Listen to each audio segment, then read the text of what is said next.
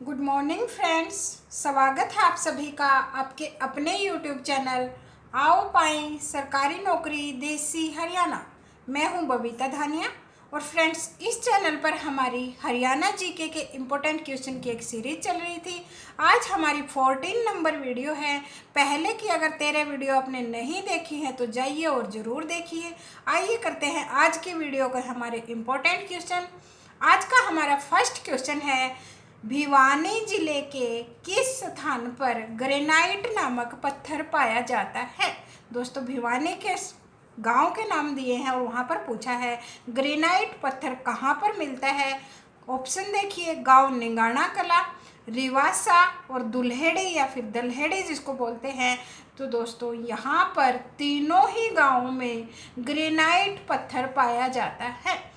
कहाँ कहाँ पर? गांव निंगाणा कला, रिवासा और दुल्हेड़ी। भिवानी वाले बच्चों को तो ये याद होंगे लेकिन दूसरों को थोड़ा सा मुश्किल लगेगा और इस क्वेश्चन को जैसे घुमा कर दे दिया जाए, बाकी किसी 3 और गांव के नाम देकर एक गांव इनमें से दे दिया जाए और पूछ लिया जाए ग्रेनाइट पत्थर कहाँ मिलता है, तो आपको ये तीनों गाँव याद रखने हैं फ्रेंड्स। ये हैं गांव निंगाणा कला, रिवासा और दुल्हेड़ी। तीनों ही गांवों में यहाँ पर ग्रेनाइट पत्थर मिलता है और ये तीनों के तीनों गांव भिवानी जिले के हैं। नेक्स्ट क्वेश्चन देखिए, हरियाणा प्रदेश के किस जिले में सबसे ज़्यादा वन है। सबसे ज़्यादा वन वाला क्षेत्र पूछा है। ऑप्शन हमें दिए हैं हिसार, जींद, रोहतक और यमुनानगर।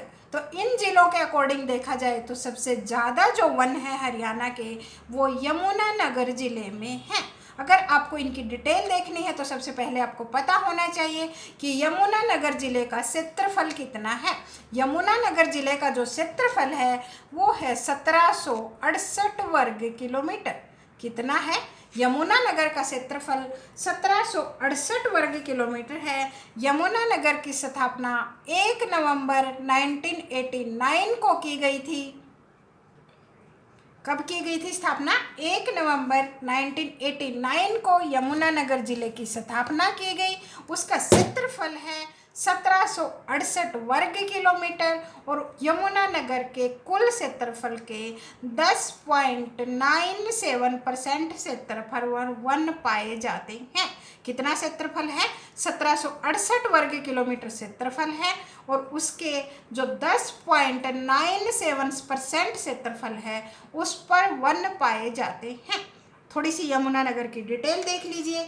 यमुनानगर हरियाणा के कागज उद्योग के लिए एक बहुत ही प्रसिद्ध नगर है। जहाँ पर सबसे ज़्यादा पेड़ होंगे वहीं सबसे ज़्यादा कागज बनेगा, क्योंकि ये तो आप सभी को पता होगा कि पेड़ के लिए जो लकड़ी उद्योग है, हमारा कागज उद्योग है, वो सबसे ज़्यादा हरियाणा के यमुनानगर ज़िले का प्रसिद्ध है। और यमुनानगर का जो पुराना नाम था फ्रेंड्स वो था अब्दुल्लापुर। और यमुनानगर का जो सरस्वती शुगर मिल है वो एशिया की सबसे बड़ी शुगर मिल है। मैं भारत की बात नहीं कर रही, मैं एशिया की बात कर रही हूँ। कंप्लीट एशियन कंट्रीज में जो यमुनानगर का सरस्वती शुगर मिल है वो एशिया का नंबर 1 शुगर मिल है। पुराना नाम था अब्दुल्लापुर। स्थापना हुई 1 नवंबर 1989 को। यमुनानगर का जो क्षेत्रफल है वो है 1768 वर्ग किलोमीटर और उस 1768 के 10.97% क्षेत्र पर वन है। अब आप परसेंटेज निकाल लीजिए कि यमुनानगर के कितने क्षेत्र पर वन है।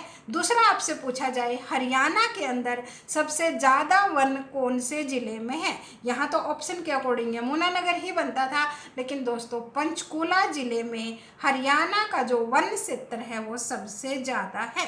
हरियाणा का वन क्षेत्र देखा जाए वो पंचकुला ज़िले का सबसे ज़्यादा है। पंचकुला का जो टोटल क्षेत्रफल है वो है 898 वर्ग किलोमीटर। कितना है पंचकुला का क्षेत्रफल? 898 वर्ग किलोमीटर है और जिसके 43.54% पर वन है। यमुनानगर के टोटल क्षेत्रफल के सिर्फ 10.97 पर थे, और जो पंचकूला है उसके 898 वर्ग किलोमीटर उसका टोटल है, और उसके 43.54% पर वन पाए जाते हैं। आपको ये तो ज़रूर पता होगा कि जो मोरनी की पहाड़ियाँ हैं, उन पर पेड़ भी हैं, वो सारे के सारे पंचकूला में ही पाए जाते हैं। मोरनी की जो पहाड़ियाँ हैं वो कच्ची मिट्टी की पहाड़ियाँ हैं, वो पेड़ों से घिरे हुए जंगल हैं। जो मोरनी के जंगल हैं, पहाड़ियाँ जिनको आप बोलते हो, वो सारे के सारे पंचकूला में हैं, और इसी वजह से जो पंचकूला का वन क्षेत्र है वो पूरे हरियाणा में सबसे ज़्यादा है। पंचकूला की जो मोरनी की पहाड़ियाँ हैं उसकी सबसे ऊंची चोटी कौन सी है? करहो चोटी है, और जिसकी ऊंचाई कितनी है? 1467 मीटर। इसके साथ आपको थोड़ी सी डिटेल और बता देती हूँ फ्रेंड्स। जब हरियाणा बना 1 नवंबर 1966 को, तब हमारा जो वन क्षेत्र था वो 24 हरियाणा का जो टोटल क्षेत्रफल है उसका 3.9% था। कितना था? टोटल क्षेत्रफल का हरियाणा का 3.9% था, और वर्तमान में भी उसमें कोई ज़्यादा चेंज नहीं हुआ है, वो है 3.59। कितना है? 3.59, जो घटकर कम हो गया है। पहले 3.9 था और अब है 3.59। और दोस्तों 2006 के अंदर प्रदेश की जो वन नीति बनाई गई थी, 2006 बहुत बार पूछा जाता है कि हमारी वन नीति बनकर कब तैयार हुई। 2006 में हमारी वन नीति बनाई गई, और उसके अकॉर्डिंग हमने जो डिसाइड किया था वो क्या था कि प्रदेश के कुल क्षेत्रफल पर कम से कम 20% पोर्शन पर वन होने चाहिए, पेड़ होने चाहिए। लेकिन अभी उस अचीवमेंट से हम बहुत दूर हैं। और यहाँ पर आपको एक चीज़ और थोड़ी सी क्लियर होनी चाहिए। जो उस हिसाब से देखा जाए, हरियाणा का जो सबसे सर्वाधिक वन क्षेत्र है क्षेत्रफल के हिसाब से देखा जाए, वो फरीदाबाद जिले में माना गया है, जो 5 वर्ग किलोमीटर तक फैला हुआ है। कहाँ पर? फरीदाबाद के सबसे ज़्यादा वन क्षेत्र वाला जिला है हमारा, और जो 5 वर्ग किलोमीटर में फैला हुआ है। राज्य में सबसे अधिक वन क्षेत्र पंचकूला में है। जो वृद्धि हुई थी वो सबसे ज़्यादा जो वृद्धि हुई थी सबसे ज़्यादा फरीदाबाद में हुई थी। वैसे जो सबसे ज़्यादा वन क्षेत्र है वो पंचकूला में है, और सबसे कम वन क्षेत्र की बात की जाए तो वो पलवल में है। जब हमने 2015 से 17 के बीच की तुलना की थी कि किस जिले में कितने 1% की वृद्धि हुई है, तो सबसे ज़्यादा जो वृद्धि मिली हमें फरीदाबाद में मिली थी। और वैसे अगर वन क्षेत्र सबसे ज़्यादा पूछा जाए, अभी आपको डिटेल बताई थी, वो पंचकूला जिले में है, क्योंकि पंचकूला का कुल क्षेत्रफल 898 वर्ग किलोमीटर के 43.54% पर जो हमारे वन पाए जाते हैं, और जो सबसे कम पाए जाते हैं वो पलवल में पाए जाते हैं। नेक्स्ट क्वेश्चन देखिए हमारा, हरियाणा के जींद जिले में निम्नलिखित में से कौन से वृक्ष अधिक मात्रा में पाए जाते हैं? ऑप्शन हमें दिए हैं शीशम, सफेदा, कीकर। तो दोस्तों जींद के अंदर ये तीनों ही पेड़ पाए जाते हैं, क्योंकि जींद है हमारा हार्ट ऑफ हरियाणा जिसको बोला जाता है, हरियाणा के मध्य में स्थित है, और मध्य हरियाणा में ये तीनों ही पेड़ सबसे ज़्यादा पाए जाते हैं। शीशम भी पाई जाती है, सफ़ेदा भी पाया जाता है, और कीकर भी पाई जाती है। तो उपरोक्त सभी, इसका आंसर होगा ऑप्शन डी। नेक्स्ट क्वेश्चन देखिए हमारा, जिला रोहतक में निम्नलिखित में से कौन सा खनिज पदार्थ पाया जाता है? सबसे पहले तो आपको ये पता होना चाहिए कि हरियाणा का खनिज भंगूर या फिर खनिज प्रचुरता वाला जिला कौन सा है।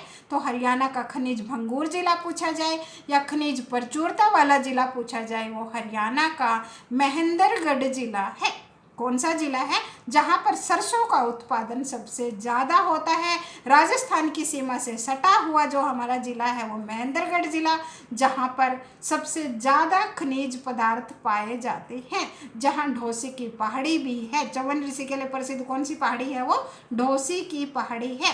और वर्तमान में जो हमसे क्वेश्चन पूछा है वो है जिला रोहतक में इनमें से कौन सा खनिज पदार्थ पाया जाता है? ऑप्शन हमें दिए हैं चूना, अभ्रक, मैग्नीज और तांबा। तो फ्रेंड्स रोहतक के अंदर चूना पाया जाता है। रोहतक के अंदर कौन सा खनिज पदार्थ पाया जाता है? रोहतक के अंदर चूना पाया जाता है। और चूना जो है रोहतक के साथ साथ महेंद्रगढ़ में, हिसार में, पंचकूला में और अंबाला में भी पाया जाता है। कहाँ कहाँ पर? रोहतक में तो पाया ही पाया जाता है जो चूना खनिज पदार्थ है, वो महेंद्रगढ़ में भी पाया जाता है, हिसार में भी पाया जाता है, पंचकूला में भी पाया जाता है और अंबाला में भी पाया जाता है। बाकी खनिज पदार्थ के मामले में अगर आपको आता हो तो बहुत अच्छे से कीजिए। अगर आपको बिल्कुल ही आइडिया नहीं है कि ये खनिज पदार्थ कहाँ पर पाया जाता है और ऑप्शन में महेंद्रगढ़ है तो आप उसके साथ जा सकते हो, क्योंकि हरियाणा के जो अधिकतर खनिज पदार्थ हैं वो महेंद्रगढ़ में ही पाए जाते हैं। नेक्स्ट क्वेश्चन देखिए हमारा, हरियाणा में प्रमुख रूप से किस खाद्यान्न की कृषि की जाती है? ऑप्शन दिए हैं गेहूँ, चावल, चना या फिर ये सभी। तो दोस्तों चावल की आपको पता है, चावल बेल्ट आप जिसको जीटी रोड बेल्ट भी बोलते हैं, हरियाणा का जो करनाल जिला है उसको धान का कटोरा भी कहा जाता है। हमारे जो कैथल, करनाल, कुरुक्षेत्र, जींद ये 4 ज़िले हैं वो चावल के लिए बहुत ही ज़्यादा प्रसिद्ध हैं। और पूरे हरियाणा की बात की है तो पूरे हरियाणा में जहाँ चावल होता है वहाँ गेहूं की फसल भी उतनी ही अच्छे से होती है। और जो हमारा सूखा एरिया है हरियाणा का, महेंद्रगढ़ साइड, भिवानी साइड, क्योंकि जो चने की खेती है वो मुख्यतः सूखे एरिया में की जाती है, वहाँ पर चना भी प्रचुर मात्रा में होता है। तो हम हरियाणा की बात कर रहे हैं, टोटल किसी जिला स्पेसिफिक की बात नहीं कर रहे। तो हरियाणा में ये तीनों ही खाद्यान्नों की कृषि की जाती है। कौन कौन से? गेहूं भी उगाए जाते हैं, चावल भी उगाए जाते हैं और चना भी उगाया जाता है। तो राइट आंसर होगा ये सभी ऑप्शन डी। नेक्स्ट क्वेश्चन देखिए हमारा, हरियाणा प्रदेश के कृषि विश्वविद्यालय हिसार में धान पर शोध कार्य कब शुरू किया गया? तो दोस्तों HAU की बात की गई है। हरियाणा एग्रीकल्चर यूनिवर्सिटी आपको सबसे पहले पता होना चाहिए वो कब स्थापित की गई थी।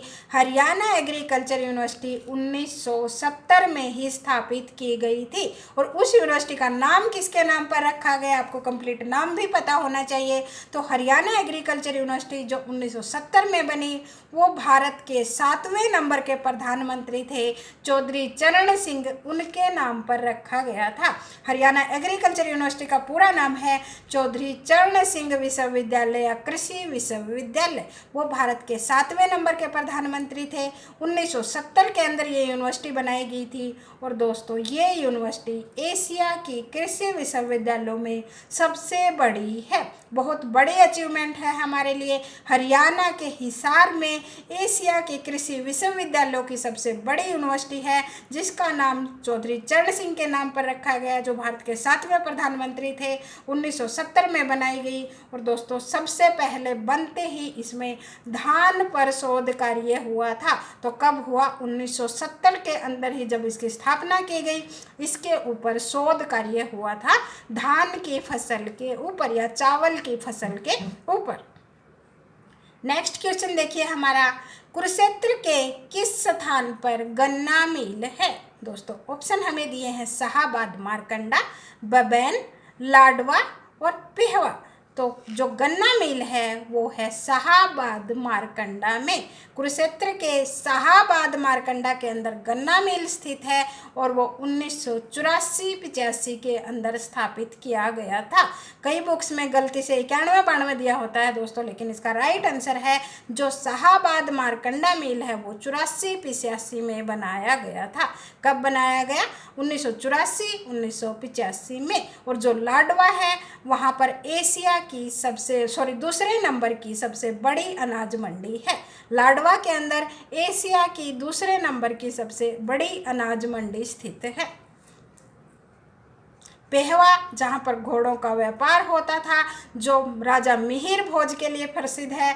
पेहवा गुरुद्वारों के लिए भी बहुत ज़्यादा फेमस है। और पेहवा के अंदर हम जो पेहवा तीर्थ है उसको हरियाणा वालों ने गया तीर्थ का जो उपाधि है वो दे रखी है। अर्थात हरियाणा वाले जब कर्म धर्म करना होता है, उनको श्राद्ध करना होता है तो वो गया तो नहीं जा सकते, लेकिन हरियाणा का जो पेहवा तीर्थ है उसको गया के तीर्थ के बराबर उन्होंने माना हुआ है। शाहाबाद मारकंडा के अंदर गन्ना मिल स्थित है जो 84-85 में बनाया गया, और लाडवा के अंदर एशिया की दूसरे नंबर की सबसे बड़ी अनाज मंडी स्थित है। नेक्स्ट क्वेश्चन देखिए हमारा, हरियाणा का निम्नलिखित में से कौन सा भाग सबसे बड़ा है? प्राकृतिक भाग पूछा है। ऑप्शन ए रेतीला भाग, ऑप्शन बी अरावली की पहाड़ियों का शुष्क मैदानी भाग, ऑप्शन सी मैदानी भाग, और ऑप्शन डी है शिवालिक का पहाड़ी भाग। दोस्तों इस क्वेश्चन को कई बार घुमाकर पूछा जा चुका है। यहाँ पर तो आपका मैदानी भाग ही सबसे बड़ा होगा, क्योंकि हरियाणा के अंदर जो ज़्यादातर भाग है वो मैदानी है। दक्षिण में हमारे अरावली की पहाड़ियाँ हैं, पूर्व में हमारे उत्तर में हमारे शिवालिक की पहाड़ियाँ और दक्षिण में हमारे अरावली की पहाड़ियाँ हैं। लेकिन इस क्वेश्चन को कई बार ऐसे भी दिया गया है कि हरियाणा का सबसे बड़ा प्राकृतिक भाग पूछा है, उसके अंदर ऑप्शन ए दे दिया अरावली की पहाड़ियों का शुष्क मैदान, ऑप्शन बी मैदानी भाग, और ऑप्शन सी दिया शिवालिक का पहाड़ी भाग, और लास्ट में लिख दिया ये सभी। तो वहाँ पर आपका ऑप्शन डी होगा, क्योंकि उन तीनों को वहाँ पर मिला दिया गया है। यहाँ पर अब नहीं मिलाया गया है तो आपका राइट आंसर है मैदानी भाग हरियाणा का सबसे बड़ा प्राकृतिक भाग है। नेक्स्ट क्वेश्चन देखिए, हरियाणा की सबसे प्राचीन व प्रमुख नहर कौन सी है? ऑप्शन आपको दिए हैं गुरुग्राम नहर या गुड़गांव नहर, पश्चिमी यमुना नहर, भाखड़ा नहर और भिवानी नहर। तो दोस्तों हरियाणा की पश्चिमी यमुना नहर जो 1879 में निकाली गई थी यमुना नदी के पश्चिमी किनारे से, ये वही पश्चिमी यमुना नहर है SYL, जिसके ऊपर हमारा पंजाब के साथ विवाद चल रहा है। और दोस्तों इसकी कुल लंबाई है 3226 किलोमीटर, जो इसके टोटल इसके सारे टुकड़ों को बनाकर मिलाई गई है। और ये अंबाला, करनाल, रोहतक, पानीपत और सोनीपत जिलों की हरियाणा में सिंचाई करती है। कहाँ का सिंचाई होती है इससे? यमुना नदी के पश्चिमी किनारे से निकाली गई, 1879 में निकाली गई, 3226 किलोमीटर इसकी कुल लंबाई है। और ये अंबाला, करनाल, रोहतक, पानीपत और सोनीपत जिलों की सिंचाई करती है। इसके साथ ही जो आपको अदर ऑप्शन है, पहला ऑप्शन है आपके पास गुड़गांव नहर, उसका भी आपको पता होना चाहिए दोस्तों। गुरुग्राम नहर है जो दिल्ली के निकट ओखला नामक बैराज से निकाली गई है। पूछा जाता है ना गुरुग्राम नहर कहाँ से निकाली गई? वो दिल्ली के निकट ओखला नामक स्थान से यमुना नदी पर बांध बनाकर निकाली गई है। और इस नदी से फरीदाबाद और गुरुग्राम जिलों की सिंचाई होती है। कौन सी नदी की बात कर रहे हैं हम? गुरुग्राम नदी की बात कर रहे हैं। दिल्ली के निकट ओखला नामक जगह से यमुना नदी पर बांध बनाकर निकाली गई है और इससे फरीदाबाद और गुरुग्राम जिलों की सिंचाई होती है। और उसके बाद देखिए भाखड़ा नहर जो आपको ऑप्शन दिया है, भाखड़ा नहर है ये सतलुज नदी पर बांध बनाकर जो नंगल बांध है उससे निकाली गई है। भाखड़ा नहर कहाँ से निकाली गई? सतलुज नदी पर नांगल जो नंगल बांध जिसको बोलते हैं उससे निकाली गई है। और इसके द्वारा सिरसा, रोहतक और हिसार जिलों की सप्लाई होती है। कहाँ कहाँ कर होती है? सतलुज नदी के नंगल बांध से निकाली गई और इसके द्वारा लगभग 6 लाख हेक्टेयर भूमि की सिंचाई होती है जो सिरसा, रोहतक और हिसार जिलों की है। और लास्ट में है आपकी भिवानी नहर। दोस्तों भिवानी नहर के लिए आपको जवाहरलाल नहर भी पढ़ना होगा। जो जवाहरलाल नहर और भिवानी नहरें दोनों की दोनों भाखड़ा नहर से निकाली गई हैं। भाखड़ा नहर हमने कहाँ से निकाली? सतलुज नदी से, नंगल बांध से। और उसी भाखड़ा नहर से हमने आगे 2 और छोटी नहरें निकाली, वो हैं जवाहरलाल नहर और भिवानी नहर। जवाहरलाल नहर से महेंद्रगढ़ की सिंचाई होती है और भिवानी नहर है उससे भिवानी जिले की सिंचाई होती है। उम्मीद है आपको सारे कंसेप्ट ध्यान होंगे। गुड़गांव नहर दिल्ली के निकट ओखला बैराज से यमुना नदी पर बांध बनाकर निकाली गई और फरीदाबाद और गुरुग्राम जिलों की इससे सिंचाई होती है। पश्चिमी यमुना नहर जो हमारी सबसे पुरानी नहर है 1879 में यमुना नदी के पश्चिमी किनारे से निकाली गई थी और दोस्तों भाखड़ा नहर है वो सतलुज नदी पर नंगल बांध से निकाली गई है और इसके द्वारा सिरसा, रोहतक और हिसार जिलों की सप्लाई होती है। और जो भिवानी नहर है वो भाखड़ा नहर से ही निकाली गई और भिवानी नहर के साथ साथ एक और निकाली गई जवाहरलाल नेहरू नहर, और वो है ये जवाहरलाल नहर है उससे महेंद्रगढ़ की सप्लाई सिंचाई होती है और जो भिवानी नहर है उससे भिवानी जिले की सिंचाई होती है। उम्मीद है आपको सारे के सारे कंसेप्ट याद हो गए होंगे। नेक्स्ट क्वेश्चन देखिए हमारा, हरियाणा के निम्नलिखित में से किस जिले में लाल चेस्टनट मिट्टी पाई जाती है। दोस्तों पूछा है लाल चेस्टनट मिट्टी है वो हरियाणा के कौन से जिले में पाई जाती है। ऑप्शन है रोहतक जिले में, गलती से सेहतक लिखा है, रोहतक जिला है, भिवानी जिले में, यमुनानगर जिले में या फिर सिरसा जिले में। तो दोस्तों जो लाल चेस्टनट मिट्टी है वो यमुनानगर जिले में पाई जाती है। कहाँ पाई जाती है? यमुनानगर जिले में पाई जाती है। सिरसा जिले में अनकाई दलदल पाया जाता है जो समुद्र तल से सबसे कम ऊंचाई पर है। सिरसा की जो समुद्र तल से ऊंचाई है वो 200 से 300 मीटर है, जबकि बाकी हरियाणा की समुद्र तल से जो ऊंचाई है वो 700 से 900 मीटर है। नेक्स्ट क्वेश्चन देखिए हमारा, हरियाणा के किस भाग में वर्षा अधिक होती है। तो दोस्तों वर्षा अधिक हरियाणा के कौन से भाग में होती है। ऑप्शन देखिए, दक्षिणी पश्चिमी भाग, दक्षिणी पश्चिमी भाग 2 बार लिखा है, उत्तर पश्चिमी भाग या फिर उत्तर पूर्वी भाग। तो दो हरियाणा का उत्तर पूर्वी भाग है उसके अंदर सबसे ज़्यादा वर्षा होती है। कहाँ पर होती है? हरियाणा के उत्तर पूर्व में। और उत्तर पूर्व में कौन से जिले आते हैं? वो आते हैं पंचकुला, अंबाला और यमुनानगर। ये हरियाणा के तीनों उत्तर पूर्वी जिले हैं, पंचकुला, अंबाला और यमुनानगर। उनमें जो बारिश होती है सबसे ज़्यादा होती है। ये हरियाणा के सबसे जो खुशहाल ज़िले बोले जाते हैं, क्योंकि यमुनानगर के अंदर सबसे ज़्यादा पेड़ तभी हैं, वहाँ पे सबसे ज़्यादा बारिश होती है। वहीं पर सबसे ज़्यादा जो आपने वो पढ़े होंगे जो साल के पेड़ पाए जाते हैं वो यमुनानगर में ही पाए जाते हैं। और उनके लिए दोस्तों पानी की बहुत ज़्यादा ज़रूरत होती है। वहाँ पानी की जितनी अच्छी मात्रा होती है, साल के पेड़ की लकड़ी उतनी ही ज़्यादा अच्छी बनती है। और हमारा यमुनानगर का जो लकड़ी उद्योग है, कागज़ उद्योग है, वो बहुत ही ज़्यादा फेमस है। और यमुनानगर के छछरौली गाँव को भारत का चेरापूंजी भी कहा जाता है। क्या कहा जाता है?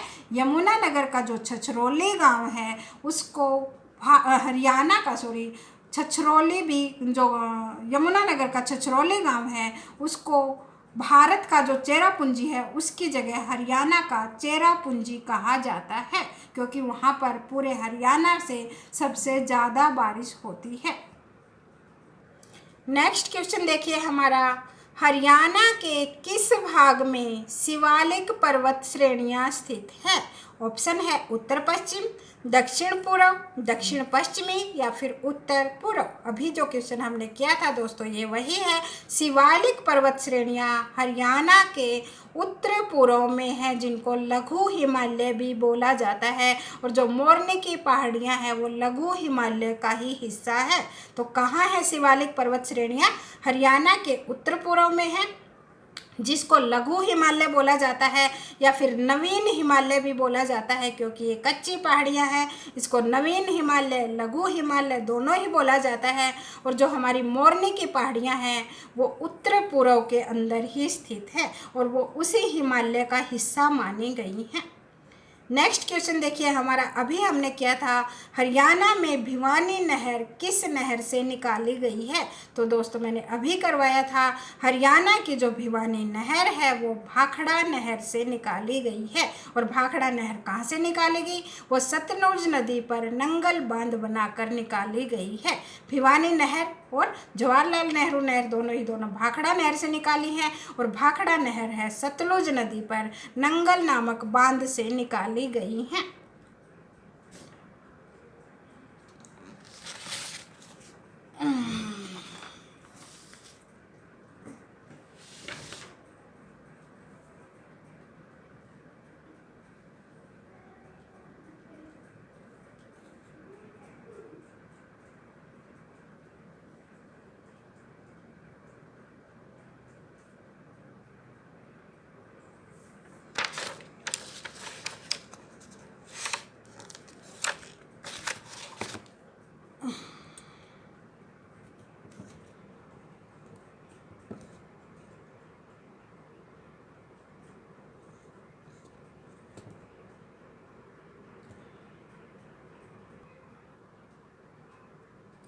नेक्स्ट क्वेश्चन देखिए हमारा, हरियाणा की प्रसिद्ध बड़खल झील का निर्माण कब किया गया था। तो फ्रेंड्स, हरियाणा की सबसे पहले तो आपको ये पता होना चाहिए कि बड़खल झील है कहाँ पर। बड़खल झील फरीदाबाद में है और इसका निर्माण आज़ादी के जस्ट बाद 1947 में ही किया गया था और ये सिंचाई के लिए पानी इकट्ठा करने के लिए बनाई गई थी। जो बड़खल झील है वो फरीदाबाद में है, 1947 में ही बनाई गई और फ्रेंड्स ये सिंचाई परियोजना के लिए बनाई गई थी। नेक्स्ट क्वेश्चन भी उसी से रिलेटेड है, पूछा है बड़खल झील हरियाणा के किस जिले में स्थित है। वहाँ पर पूछा था कब बनाई गई, 1947 में बनाई गई थी, फरीदाबाद में स्थित है, सिंचाई परियोजना के लिए बनाई गई और दोस्तों ये 204 एकड़ में फैली हुई है। क्षेत्रफल भी आपको पता होना चाहिए, 1947 में बनाई गई सिंचाई परियोजना के लिए फरीदाबाद में और ये 204 एकड़ में फैली हुई है। हमारा नेक्स्ट क्वेश्चन देखिए, निम्नलिखित में से कौन सी झील हरियाणा में स्थित है। ऑप्शन दिए हैं खलीलपुर झील, दमदमा झील और कोटला झील। तो दोस्तों ये सारी की सारी हरियाणा में स्थित है। खलीलपुर झील है वो कहाँ स्थित है दोस्तों, कहीं कहीं पर ये मेवात में दी गई है, लेकिन कहीं पर ये गुरुग्राम में दी गई है। तो आप एक बार डाटा जरूर क्लियर कीजिए, ऑप्शन में देखिए कि क्या दिया गया है। खलीलपुर झील वैसे गुरुग्राम में स्थित है और दोस्तों ये दमदमा झील है ये भी गुरुग्राम में है और जो कोटला झील है वो मेवात या फिर नूहू में है। और दोस्तों ये सारी की सारी झील हरियाणा में है और दमदमा झील बहुत जो हरियाणा की सबसे बड़ी झील मानी गई है वो 3000 एकड़ में फैली हुई है। कहाँ पर है ये, दमदमा झील गुरुग्राम में है। हरियाणा की सबसे बड़ी झील जो मानी गई वो 3000 एकड़ में फैली हुई है। नेक्स्ट क्वेश्चन है, हरियाणा प्रदेश को कुल कितने खंड हैं या कितने खंडों में बांटा गया है। तो अभी इससे पहले वाली वीडियो में ही मैंने कंप्लीट डाटा करवाया है, बार बार करवाने से तो बहुत लंबा हो जाएगा। हरियाणा प्रदेश को 143 खंडों में बांटा गया है। कितने हैं हरियाणा में, कितने खंड हैं, 143 खंड हैं। नेक्स्ट क्वेश्चन देखिए, हरियाणा के अंदर कितने मंडल हैं ये पूछा गया है दोस्तों। तो हरियाणा को 6 मंडलों में बांटा गया है और जो करनाल और फरीदाबाद है वो सबसे लेटेस्ट मंडल बनाए गए हैं। कौन कौन से हैं, करनाल और जो फरीदाबाद हैं वो हरियाणा के सबसे लेटेस्ट मंडल हैं, डिवीज़न कहिए या मंडल कहिए। और हरियाणा को 6 मंडलों में बांटा गया है। 6 मंडल हैं, 5 पुलिस रेंज है, 3 पुलिस कमिश्नरी हैं और 2 पुलिस जिले हैं। सारा का सारा डाटा आपको याद रखना है और सबसे मेन आपके 11 नगर निगम हैं। नेक्स्ट देखिए हमारा, हरियाणा का कुल क्षेत्रफल पूछा है। तो दोस्तों हरियाणा का कुल क्षेत्रफल है 44,212 वर्ग किलोमीटर। कितना है, 44,212 वर्ग किलोमीटर। और आज का हमारा लास्ट क्वेश्चन है, हरियाणा के कितने प्रतिशत भूभाग में वन क्षेत्र है। तो दोस्तों हरियाणा के 3.58% भूभाग पर वन क्षेत्र है। कुल क्षेत्रफल 44,212 और उसके 3.58 पर 1% जो 1% है। और जब 1 नवंबर 1966 को हम आज़ाद हुए तब ये डाटा 3.58 की जगह 3.9 था। उम्मीद है आपको सारे क्वेश्चन बहुत अच्छे से समझ में आ गए होंगे। अगर आपको हमारी वीडियो पसंद आई हो तो like share and subscribe our channel. मिलते हैं आपसे नेक्स्ट वीडियो में ऐसे ही नेक्स्ट क्वेश्चंस और अच्छे अच्छे क्वेश्चंस के साथ।